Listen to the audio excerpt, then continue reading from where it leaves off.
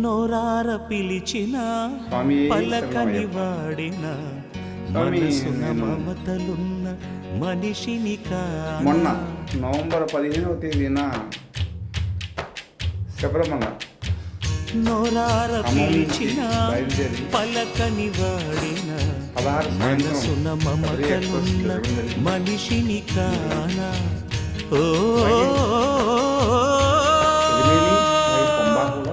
నేల మీద మనలాగే ప్రాణులెన్ని ఉన్నా పిలిచేందుకు పలికేందుకు చుట్టని కాళ్ళతో చుట్టుకునేందుకు ఎన్నెన్నో అందమైన వరసలు మనవేలే కన్నా.